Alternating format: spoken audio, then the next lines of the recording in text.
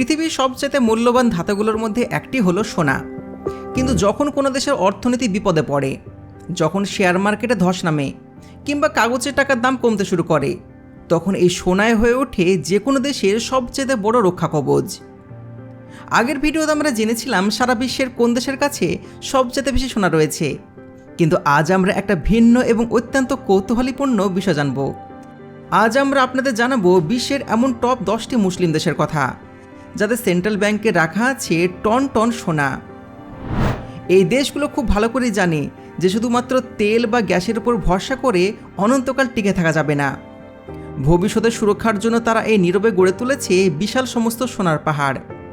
ভিডিওটি শেষ পর্যন্ত দেখুন, কারণ 1 নম্বর দেশটির নাম এবং তাদের কাছে থাকা সোনার পরিমাণ শুনলে আপনার চোখ সত্যি কপালে উঠতে বাধ্য।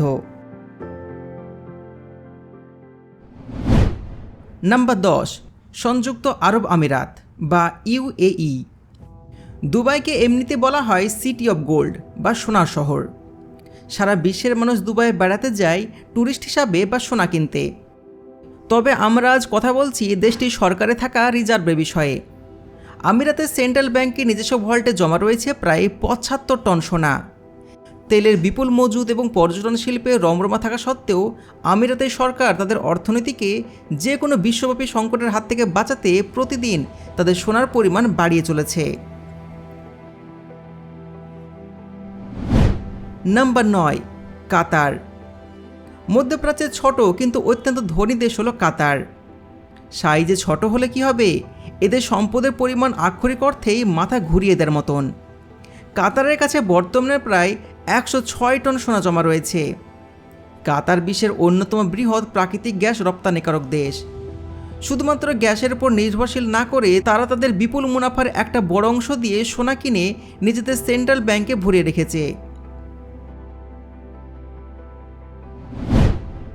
Number 8, Libya. লিবিয়ার নাম শুনলে সবার আগে মাথায় আসে মুয়াম্মার গাদ্দাফির কথা। গাদ্দাফির শাসনামলে লিবিয়ার কাছে প্রচুর পরিমাণে সোনা ছিল, আর তার অন্যতম বড় স্বপ্ন ছিল পুরো আফ্রিকা মহাদেশের জন্য সোনা দিয়ে ব্যাক করা একটা নিজস্ব কারেন্সি বা মুদ্রা তৈরি করা, যাতে আমেরিকান ডলারের দাদাগিরি কমানো যায়। বর্তমানে দীর্ঘ রাজনৈতিক অস্থিরতা আর গৃহযুদ্ধের পরেও লিবিয়ার সেন্ট্রাল ব্যাংকের কাছে সুরক্ষিত রয়েছে প্রায় 116 টন সোনা। নাম্বার 7, মিশর। প্রাচীনকাল থেকে মিশরের সাথে সোনার একটা অদ্ভুত আর গভীর সম্পর্ক রয়েছে। ফারাও ও রাজাদের সোনার তৈরি কফিন, মুখোশ আর গুপ্তধনের কথা আমরা সবাই জানি। প্রাচীন ইতিহাস ছেড়ে যদি আজকের আধুনিক মিশরের দিকে তাকাই, তবে দেখা যাবে তাদের সেন্ট্রাল ব্যাংকের কাছেও সোনার কোনো কমতি নেই। নিজেদের দুর্বল হতে থাকা অর্থনীতিকে এক শক্ত ভিত দিতে তাদের রিজার্ভে বর্তমানে প্রায় 126 টন সোনা মজুদ রয়েছে। Number 6, Iraq. বছরের পর বছর ধরে ভয়ঙ্কর যুদ্ধ আর ধ্বংসলীলার মধ্যে দিয়ে গেলেও ইরাক কিন্তু ছাই থেকে ফিনিক্স পাখির মতন নিজেদের অর্থনীতিকে আবার নতুন করে সাজিয়ে তুলেছে। আর এই পুনর্গঠনের অন্যতম বড় হাতিয়ার হলো সোনা। ইরাকের কাছে বর্তমানে মজুদ রয়েছে প্রায় 142 টন সোনা। নিজেদের দেশের কারেন্সিকে শক্তিশালী করতে এবং বহির্বিশ্বর কাছ থেকে অর্থনৈতিক বিশ্বাসযোগ্যতা ফেরাতে তারা প্রতিনিয়ত সোনার পরিমাণ বাড়িয়ে চলেছে।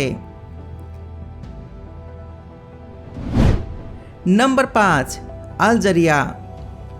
আফ্রিকান দেশগুলোর মধ্যে আলজেরিয়া অর্থনীতি বেশ শক্তিশালী এবং স্থিতিশীল। তাদের সেন্ট্রাল ব্যাংকের করা নিরাপত্তায় ঘেরা ভল্টে জমা রয়েছে প্রায় 173 টন মূল্যবান সোনা।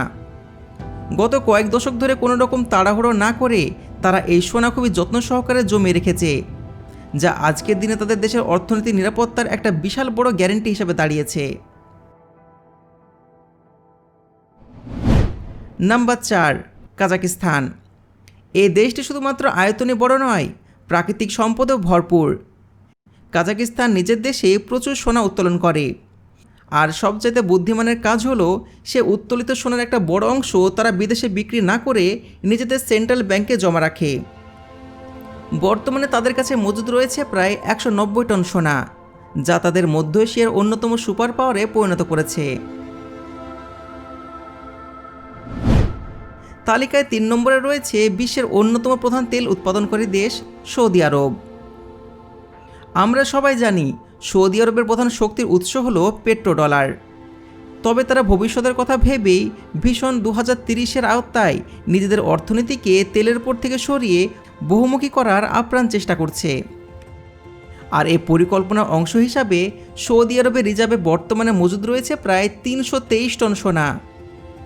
মক্কা মদিনার এই দেশে ভল্টে থাকা এই বিশাল সোনা তাদের আরব বিশ্বের সবচেয়ে শক্তিশালী অর্থনীতিতে পরিণত করেছে।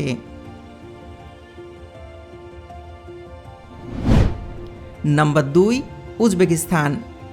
অনেকে হয়তো ভাবেননি যে উজবেকিস্তান এই তালিকায় এত উপরে থাকবে, কিন্তু চমকিদের মতন সত্যটা হলো উজবেকিস্তান বিশ্বের অন্যতম শীর্ষ সোনা উৎপাদনকারী একটা দেশ। কাজাকিস্তানের মতনই তারা তাদের দেশের সোনা খনি থেকে পাওয়া সম্পদ নিজের দেশের সেন্ট্রাল ব্যাংকে জমা করে রাখেন। বর্তমানে তাদের কাছে জমা আছে প্রায় 360 টনেরও বেশি সোনা, যা তাদের অর্থনীতিকে একটা অকল্পনীয় শক্তি জুগিয়েছে। এবার আসা যাক 1 নম্বরে। পৃথিবীর মুসলিম দেশগুলোর মধ্যে সবচেয়ে বেশি সোনা মজুদ রয়েছে যে দেশটির কাছে, তার নাম হলো তুরস্ক বা টার্কি। অটোমান সাম্রাজ্যের উত্তরাধিকার সূত্রে তাদের কাছে জমা আছে প্রায় 540 টন সোনা। হ্যাঁ, আপনি একদম ঠিক শুনেছেন।